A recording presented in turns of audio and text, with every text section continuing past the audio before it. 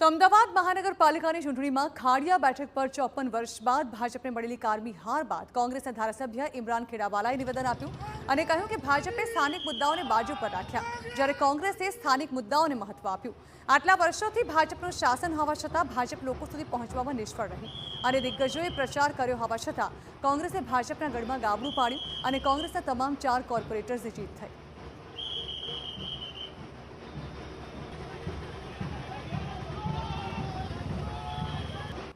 ભાજપનો ગઢ ગણાતી ખાડિયા બેઠકમાં કારમી હાર ભાજપને મળી છે।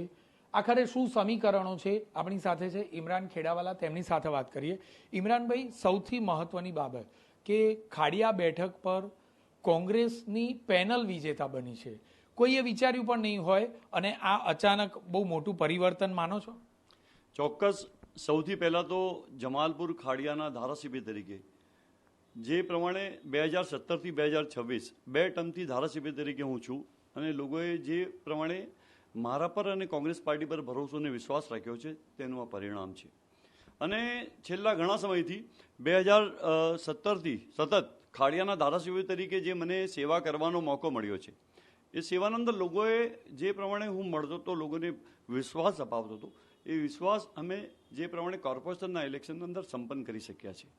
અને બીજું આપણે ઘણા બધા એવા ફેક્ટર છે કે અમે બૂથ લેવલથી જે પ્રમાણે આખા બૂથ છે એ તમામ બૂથ ટોટલ જે એસઆઈએનની પ્રક્રિયા પછી જે 37 બૂથ હતા તે અમારા પૂર્વ ધારાસભ્ય ગ્યાસુદ્દીન શેખ સાહેબના વિસ્તારમાં આવતા હતા, દરિયાપુર વિધાનસભામાં આવતા હતા, ને બીજા બૂથ છે એ મારા વિધાનસભામાં આવતા હતા, અને થોડુંક 12 બૂથ શૈલેષ પરમારના વિધાનસભામાં આવતા હતા।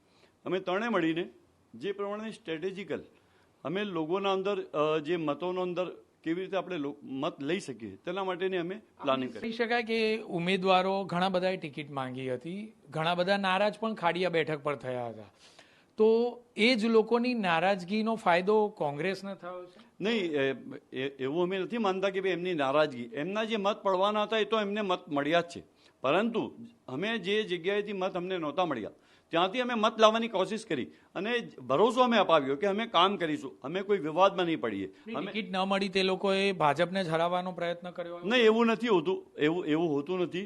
એ તો સમજો, એને હું નથી માનતો કે જે ભાજપના જેને ટિકિટ નથી મળી એ લોકો હરાવવા માટે કોશિશ કરતા હોય, એવું નથી હોતું। આમ તો શિસ્તબદ્ધ પાર્ટીની જે ડિસિપ્લિનમાં આવવાવાળી વાત હંમેશા કરતા હોય છે, પરંતુ ક્યાંક ને ક્યાંક છેલ્લા ઘણા સમયથી ખાડિયાના અંદર ખાને લોકોના અંદર અવિશ્વાસ જેવું હતું, એટલે કોંગ્રેસ પાર્ટીના જે અમારા ઉમેદવારો છે એમાં સફળ થયા છે। ટૂંકમાં કહીએ તો ભાજપ દ્વારા ઉમેદવારોની પસંદગીની વાત હોય કે પછી આડાઅવળી નિવેદનબાજીની વાત હોય, આ તમામ બાબતોમાં કોંગ્રેસે માત્ર પ્રજાના પ્રશ્નો પર ધ્યાન આપ્યું અને એટલા માટે જ ખાડિયા જેવી મહત્વની ભાજપની ગઢ ગણાતી આ બેઠક પર જે કોંગ્રેસ છે તેની પેનલ વિજેતા બની છે। કેમેરામેન નટવર પરમાર સાથે જિગ્નેશ પટેલ, TV9 અમદાવાદ।